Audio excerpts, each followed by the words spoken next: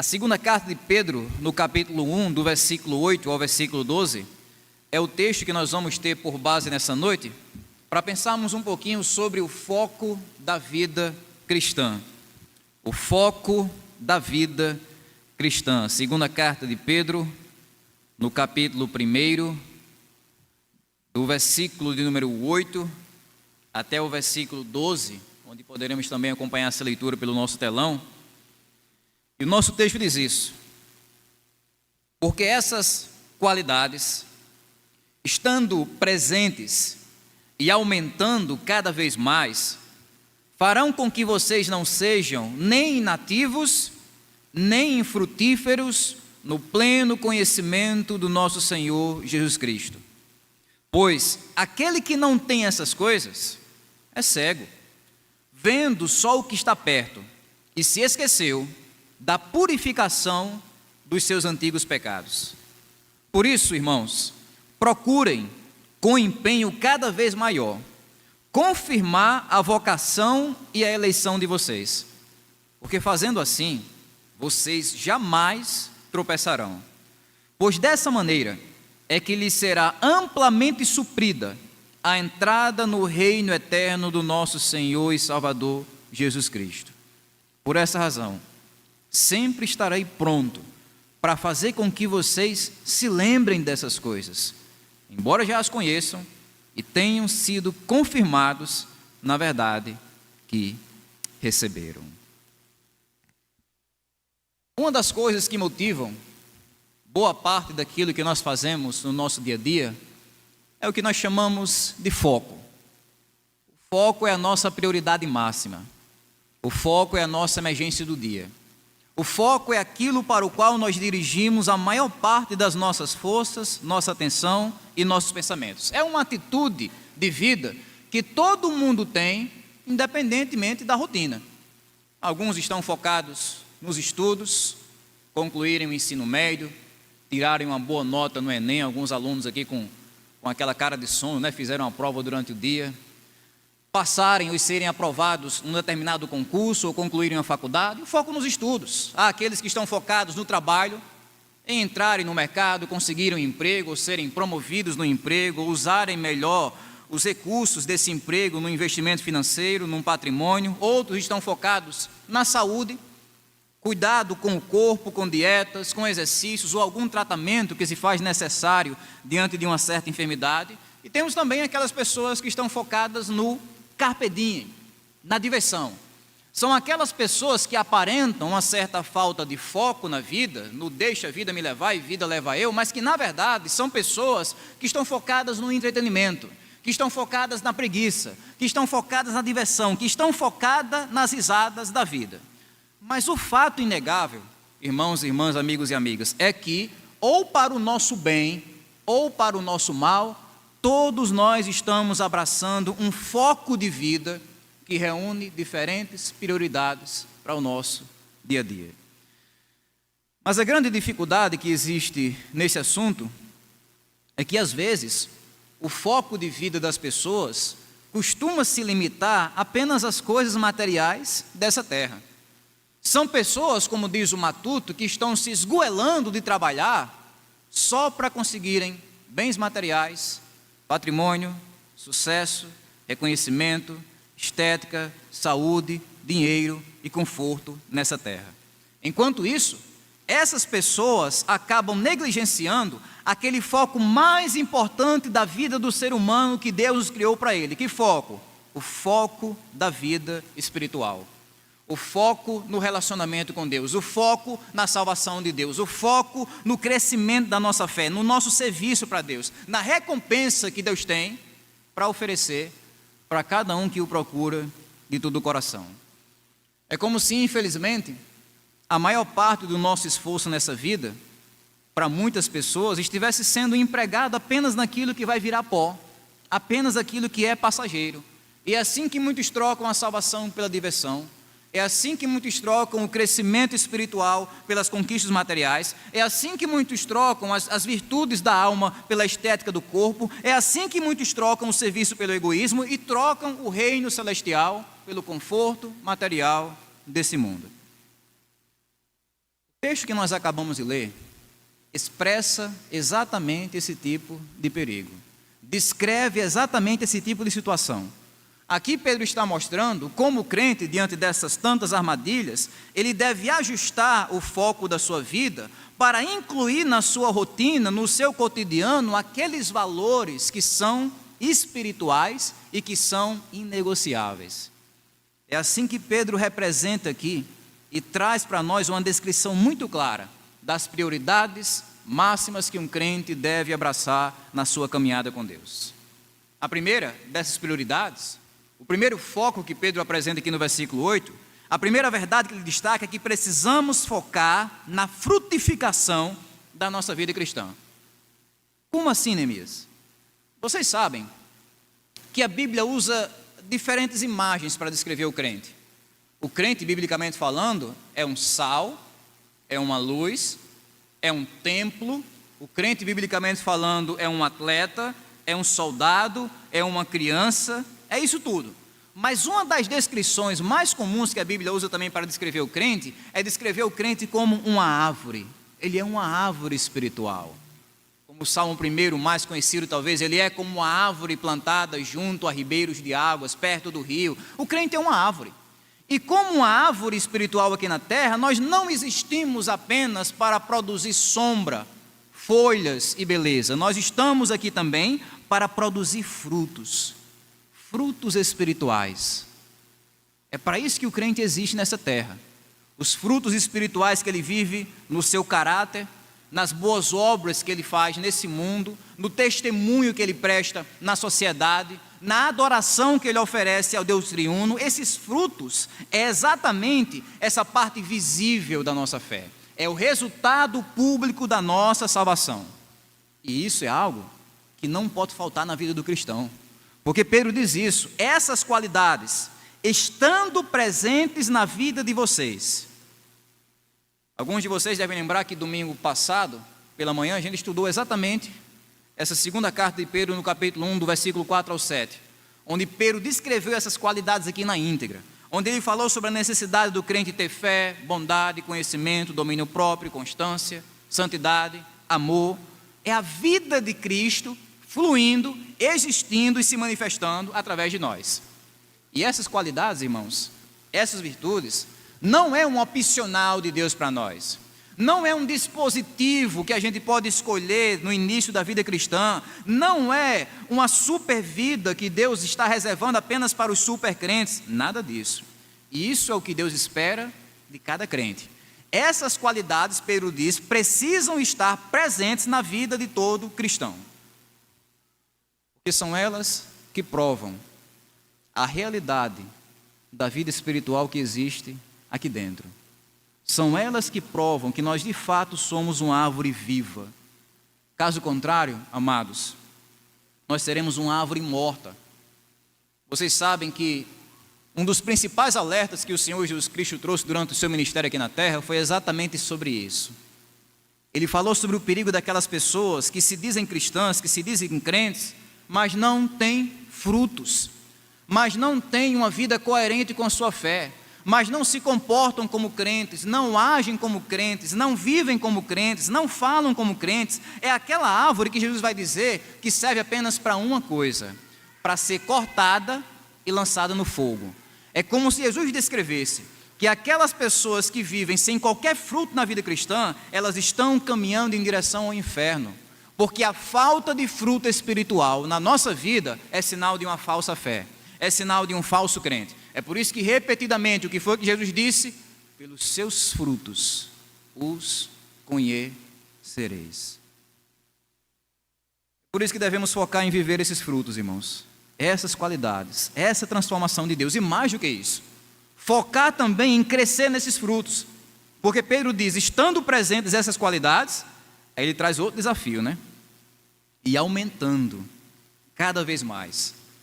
É outro processo natural da vida, crescimento, natural e inevitável. Uma vez que existe vida, existe crescimento. Se o crente está vivo espiritualmente, ele vai crescer espiritualmente. Com o passar do tempo, o crente não vai ficar naquela mesmice.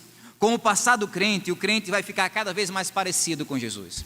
Com o passar do tempo, o crente vai ficar cada vez mais capacitado para servir Jesus. Com o passar do tempo, o crente vai ficar cada vez mais ativo na obra de Jesus, cada vez mais santo na sua caminhada com Jesus. Esse é o crescimento espiritual que Pedro está destacando aqui. Porque crescimento espiritual é o que acontece na nossa vida, gente. Crescimento espiritual não é uma questão de tempo de fé. Eu tenho 10 anos de crente, 20 anos de crente, então eu cresci espiritualmente. Nem sempre, às vezes acontece o contrário. Tem novo convertido, às vezes, com 10 meses de fé, que ele tem uma fé mais vibrante, apaixonada, constante e comprometida do que uma pessoa com 100 anos de fé. Porque a questão do crescimento espiritual não se trata do tempo de fé. Às vezes o que acontece, com o passar do tempo, na vida de muitos crentes, é a estagnação da fé. Eles se estagnaram, eles se acomodaram. Eles têm a mesma estrutura espiritual que tinham 10 anos atrás. Eles têm a mesma paciência que tinham 10 anos atrás. Eles têm o mesmo zelo, o mesmo conhecimento que possuíam 10 anos atrás. Não há crescimento. E muitas vezes não vem problemas nisso. Mas o crescimento espiritual verdadeiro acontece na vida daqueles que não se contentam com o que são, que não se contentam com o que sabem ou com o que fazem. Acontece na vida daqueles que têm fome e sede de justiça. O crescimento espiritual acontece na vida não só daqueles que procuram o reino de Deus, mas daqueles que procuram em primeiro lugar o reino de Deus e a sua justiça. Naqueles que priorizam o viver para Deus e o viver com Deus. É assim que o crescimento espiritual acontece. Não é quando a gente tem a nossa fé de qualquer jeito, mas é quando a gente prioriza a vivência da nossa fé. Inclusive no aspecto horizontal dela, no uns aos outros, no nosso serviço. Porque Pedro vai dizer que frutificar na nossa vida cristã também significa servir. Ele diz: se essas virtudes estiverem crescendo no coração de vocês, elas farão com que vocês não sejam nem inativos, nem infrutíferos. Essa inatividade que Pedro menciona aqui, irmãos, ela é bem interessante. Ela descreve aquele tipo de vida onde o crente deseja viver a sua fé. Sim, ele quer ser crente, ele quer viver sua fé, mas a fé dele é individualizada, é só para ele. É uma fé onde ele não move nem um dedo para ajudar no reino de Deus, ou para se gastar pelo povo de Deus. E esse versículo aqui, de crentes inativos, de crentes infrutíferos, ele resume uma geração enorme de crentes que são apenas consumidores da fé, consumidores religiosos.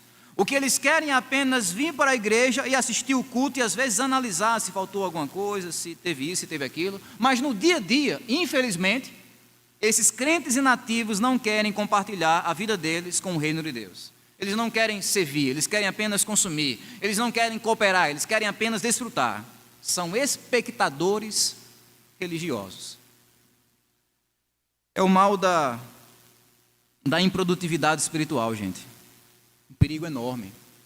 São crentes que estão fazendo muito menos daquilo que eles têm a capacidade de fazer, porque não querem fazer, porque não querem dividir seus dons, seus talentos, seus recursos, suas habilidades, suas energias, a sua rotina com o povo de Deus e com o reino de Deus.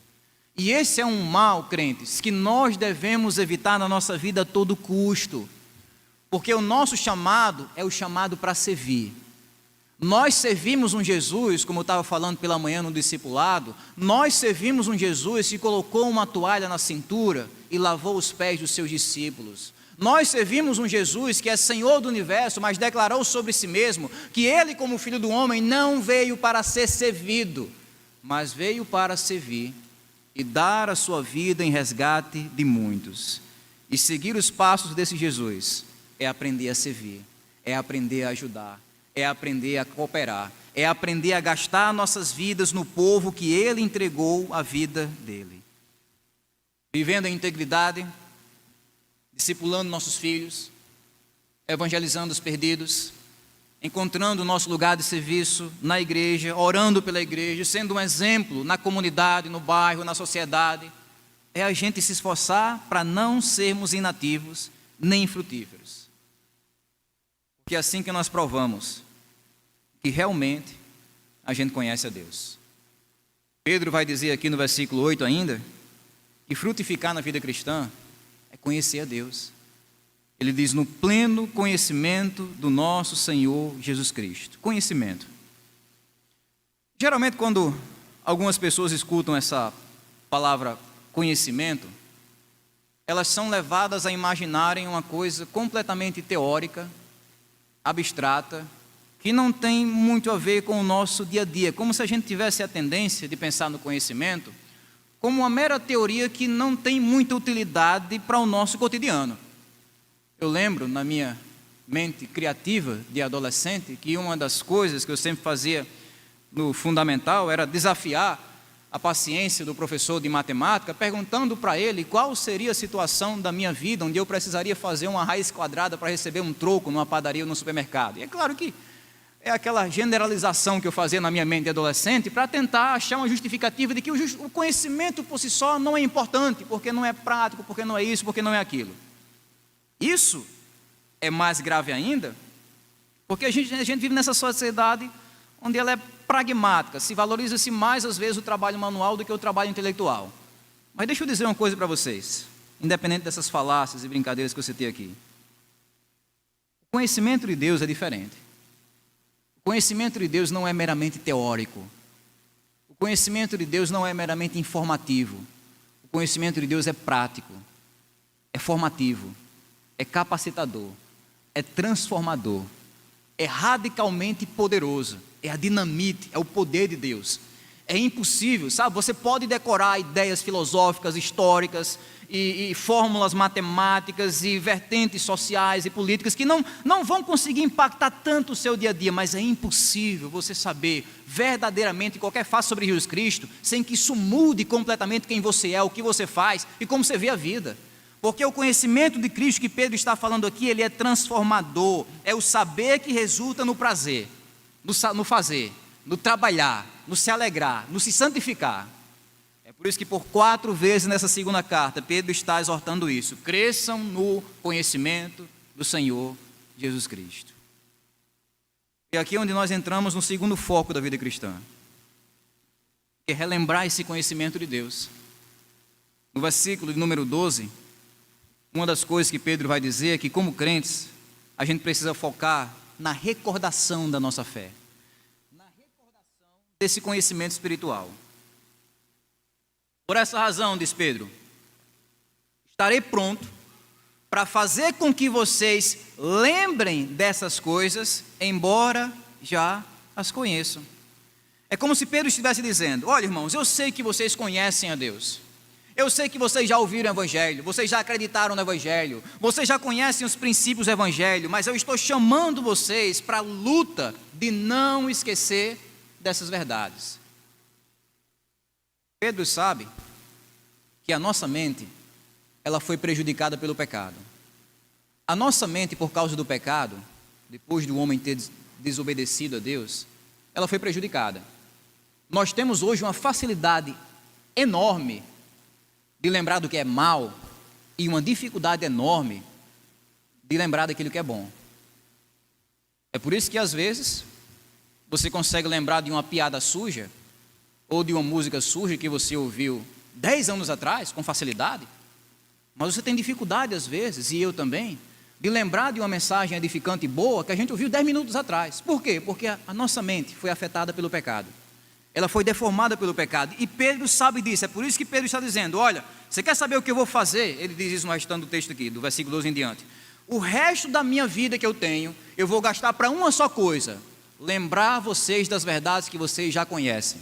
Pedro é esse martelo que está ali, batendo naquele prego da verdade, para que essa verdade fique cada vez mais firmada no coração da igreja. Porque é o que a gente precisa, irmãos. A gente está aqui nesse domingo para isso. A gente vai ler nossa Bíblia amanhã por causa disso. A gente vai valorizar os princípios do Evangelho por causa disso, porque a gente precisa lembrar da nossa fé, recordar a nossa fé. A gente não precisa das novidades da fé, das inovações da fé, daquilo que está pipocando no mundo gospel. Não, a gente precisa simplesmente recordar. A gente não precisa de inovação, a gente precisa de repetição. Por exemplo, em João capítulo 14, versículo 26, Jesus diz que o Espírito Santo é dado, sabe para quê? Para fazer a gente se lembrar aquilo que ele ensinou. Porque é a nossa necessidade. Lembrar da nossa fé. Mas isso só acontece, irmãos, quando a gente coloca isso como uma prioridade na nossa vida. Quando diariamente a gente acorda e dorme lembrando disso, eu preciso recordar da minha fé. Essa recordação da nossa fé só acontece quando nós lemos a mesma Bíblia todo dia. Quando estamos na mesma igreja toda semana, cantando as mesmas verdades, ouvindo o mesmo evangelho, sendo encorajados uns pelos outros pelas mesmas promessas, quando nós estamos ali com os nossos filhos em casa, diariamente, martelando o evangelho no coração deles, ensinando o mesmo evangelho para que fique lá, guardado nos seus coraçõezinhos. É a recordação da nossa fé, gastando tempo na palavra do Senhor. Fazemos isso, como Pedro disse, para a gente não cair na cegueira espiritual. No versículo 9, ele começa dizendo o seguinte: pois aquele que não tem essas coisas é cego, vendo só o que está perto. A figura da cegueira espiritual todo mundo conhece. Foi ela que inspirou o famoso hino do cantor cristão, 396, Solano, o hino preferido de Solano. É só dar um dó maior, Marcos, Solano já toca, já canta. Cegueira e vista, ó quão cego eu andei, perdido vaguei. Até a maioria daquelas pessoas que não frequentam a igreja conhece. Essa cegueira representa o quê? Representa a situação de um homem, de um ser humano, sem Deus. Aquela pessoa que é ignorante acerca do conhecimento de Deus e que não conhece Deus no seu coração. Mas, gente, esse versículo de Pedro aqui é diferente. Aqui Pedro pega pesado. Porque ele não está falando sobre descrentes. Ele está falando de crentes. Ele usa essa figura da cegueira para descrever a miopia espiritual que consegue atingir aqueles crentes que só conseguem enxergar o que está perto, que só conseguem enxergar as coisas dessa terra. São crentes que estão tão mergulhados na correria do dia a dia, focados nas coisas desse mundo, nas conquistas desse mundo, que perderam o senso e o paladar pela eternidade, pelo céu, pelas coisas do mundo vindouro. É como se a vida desses crentes funcionasse só para esse mundo. É o mal do comodismo, é o mal do mundanismo, é o mal do materialismo. É aquele tipo de vida onde o crente ele está tão entretido com as coisas desse mundo, coisas boas. Ele não está falando aqui de pecado escandaloso, não. Coisas boas, neutras moralmente. Mas que estão, infelizmente, fazendo o crente deixar de olhar para o céu e para a eternidade. Como se tudo fosse sobre aquilo que ele vai ter nessa terra. E ao fazer isso, Pedro diz, esse crente acaba desprezando o que está longe. Ele despreza o que está no futuro. Ele despreza o céu. Ele despreza o galardão que ele pode receber de Deus. Ele despreza o seu relacionamento com Deus, os tesouros que ele pode conseguir no reino de Deus. Tudo isso porque ele só pensa no aqui e no agora. Irmãos, deixa eu dizer uma coisa para vocês. Isso aqui é ser mundano. A gente vive numa geração de evangélicos que entende que mundanismo é, às vezes, dançar, ir para o cinema, sabe? O que é mundanismo? O mundanismo é quando você deixa de olhar para a eternidade. O mundanismo não destrói a gente só com pecados escandalosos. É porque matou, é porque roubou, é porque adulterou, é porque mentiu descaradamente. Não, o mundanismo às vezes destrói o crente sutilmente, fazendo ele viver uma vida religiosa que é vazia, que é supérflua, que é superficial. Ele vai para a igreja toda semana, mas ele não tem mais o apetite pela eternidade. Ele só consegue ver aquilo que está perto, o aqui, o agora, o hoje. É isso que Pedro está dizendo aqui. É para esse perigo que Pedro está alertando, o perigo de nos tornarmos tão entretidos com as coisas dessa terra, que a gente deixa de ver, a gente deixa de se empolgar, a gente deixa de trabalhar pelas coisas do reino de Deus.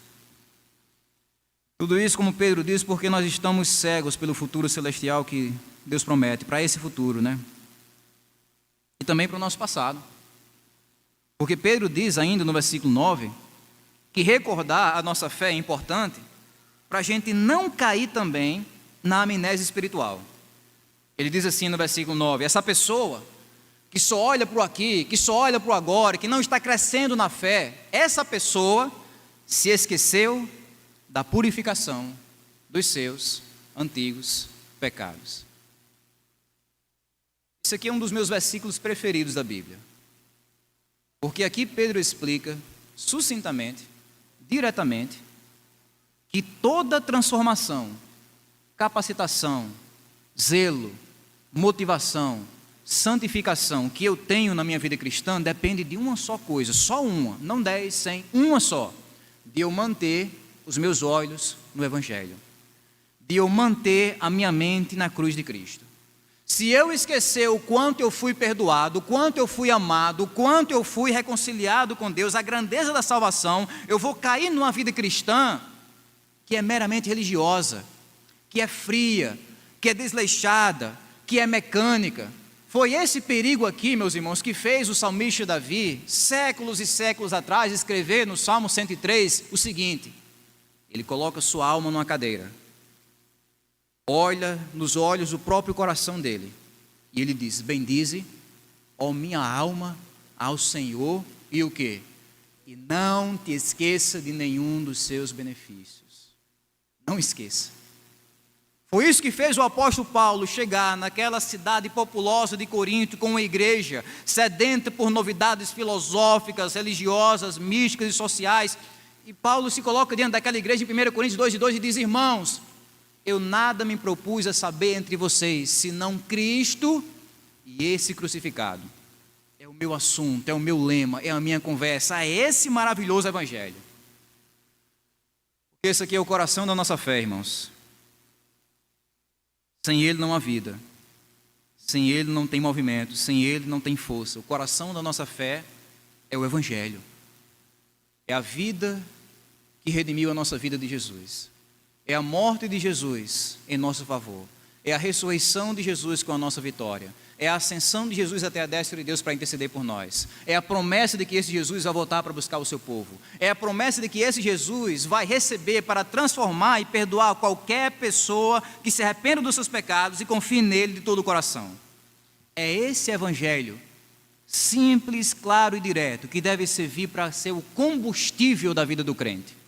Tudo que nós somos, fazemos e enfrentamos nessa vida tem uma só motivação: o evangelho. É para esse evangelho que a gente olha em qualquer situação da nossa vida, não importa onde você está, como você está, o quanto você está, ou com quem você está. O que é importante é que você pode olhar para o evangelho e ter exatamente aquilo que você precisa para aquele momento. É você estar triste e você lembrar do consolo do evangelho. É você estar confuso e lembrar das implicações do evangelho. É você estar se sentindo culpado e lembrar do perdão do evangelho. É você estar se sentindo feliz e você lembrar da felicidade ainda maior que o evangelho promete. Cada necessidade que temos na nossa existência humana, ela se resume a esse maravilhoso evangelho, sendo completamente suficiente para nos dar toda a motivação, todo o ânimo, toda a perseverança e constância, toda a santificação que nós precisamos para continuar a nossa caminhada com Deus. Então, seja qual for o momento da sua vida, não esqueça aquilo que Deus fez por você em Jesus Cristo. Foque em Jesus. Foque nessa salvação. É a terceira e última verdade de Pedro aqui no versículo 10. Qual é o terceiro foco da vida do crente? A gente precisa focar na salvação. Começando pelo fato da gente confirmar essa salvação. Confirmar, versículo 10. Por isso, irmãos, procurem com empenho cada vez maior confirmar a vocação e a eleição de vocês. Pedro usa uma linguagem bem carinhosa, né? É a única vez que ele se dirige à igreja como esses irmãos que ele tem. E carinhosamente, Pedro vai dizer que a principal prioridade da vida do crente consiste nele confirmar a sua eleição, a sua vocação. Esse é o desafio que ele coloca diante de nós. É você confirmar no seu coração que você de fato faz parte dos eleitos, daquelas pessoas que Deus escolheu para a salvação desde a eternidade. Porque dizer que é salvo, irmãos, qualquer um diz. Agora, dizer e provar essa salvação é algo que só os verdadeiros crentes conseguem fazer nessa vida. A gente não pode descobrir quem são os eleitos. Ah, fulano de tal não quer Jesus, ele não é um eleito. Não quer dizer isso. Ele pode receber Jesus amanhã, Ele pode receber Jesus no final da vida dele. A gente não sabe, não tem como confirmar isso aqui é um eleito, aquele ali é um eleito. Não dá. Agora, tem como você confirmar se você é um eleito. Eu confirmar se eu sou um eleito. Tem como. E é esse chamado que Pedro está fazendo aqui. Nós somos chamados a confirmar a nossa eleição, a nossa salvação, com toda a atenção. Deus não quer só que a gente diga, eu estou salvo. O que ele está dizendo aqui é o seguinte: prove que você está salvo. Confirme a sua eleição. Infelizmente, muitos crentes às vezes não se preocupam com isso. É como se fosse um assunto dispensável. É só você dizer que está salvo e tal, é só você receber Jesus e tal. Mas vejam, nesse mundo, irmãos, existem vários tipos de pessoas. Existem pessoas que estão perdidas e sabem que estão perdidas.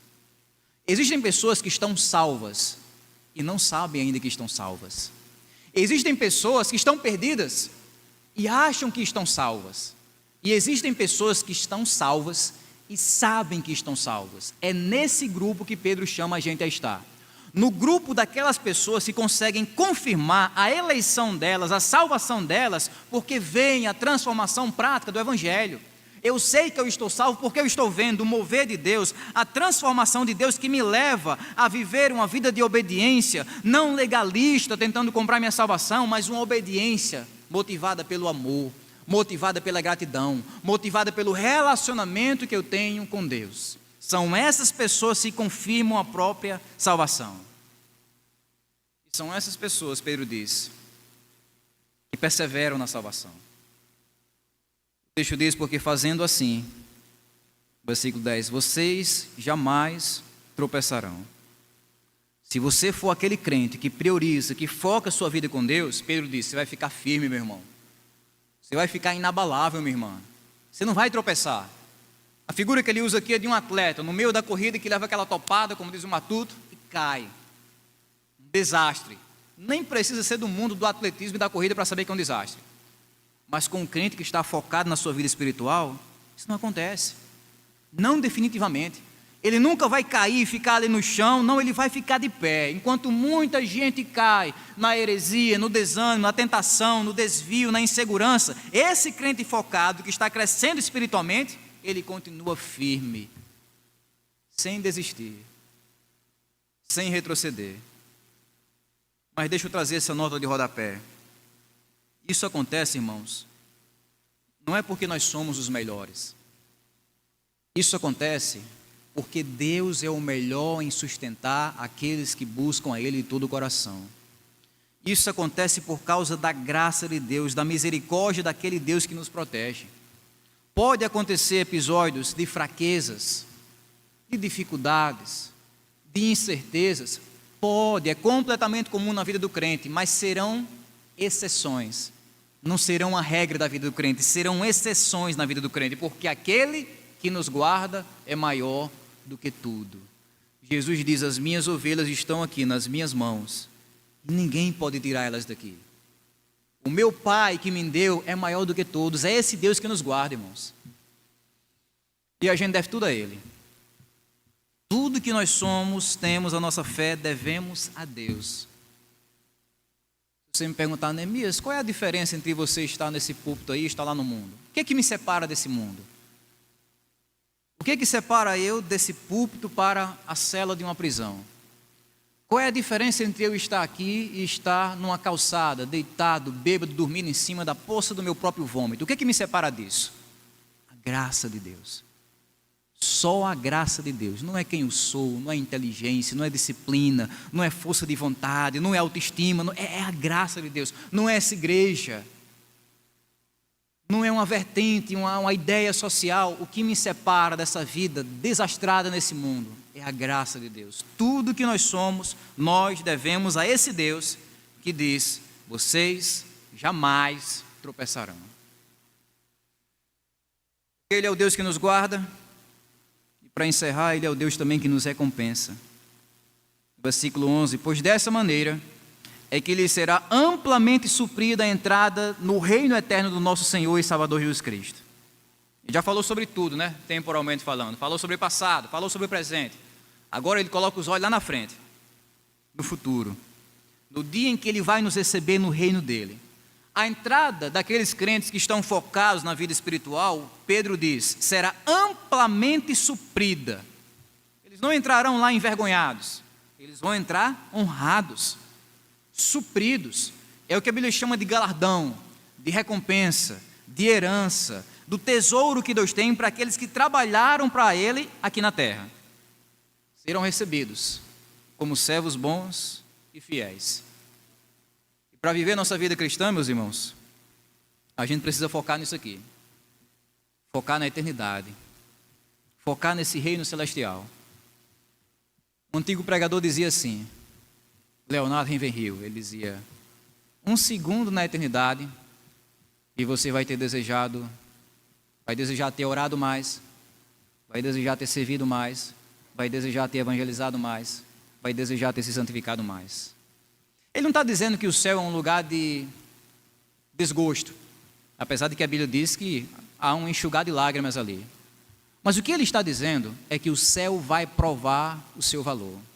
O céu vai provar o seu valor. 1 milésimo ali. E a gente vai entender a preciosidade daquele lugar, daquele tesouro, daquele galardão, daquele relacionamento com Deus. E cabe a gente, meus irmãos, não esperar para ver. Cabe a gente valorizar o céu, a eternidade, o reino celestial aqui, agora. Deixar de focar só naquilo que está perto. Deixar de focar só naquela correria louca dessa vida, pelo presente tempo, mas fazer também com que a gente suba nas pontas dos pés e olhe para aquilo que está por vir, para o reino celestial que Deus promete para nós. É essa visão celestial que deve fazer a gente enxergar além desse mundo, que deve fazer a gente servir a Deus, como está em Hebreus 11:6, crendo que Ele existe, crendo que Ele é o recompensador daqueles que o buscam. Amém, queridos? Que Deus aplique esses princípios em nossos corações. Focar no passado perdoado pelo Evangelho de Jesus, focar no presente confirmado pelos frutos e pela salvação de Deus, e focar no nosso futuro recompensado, na nossa entrada amplamente suprida nesse reino celestial. Que o Senhor assim aplique essas verdades em nossos corações.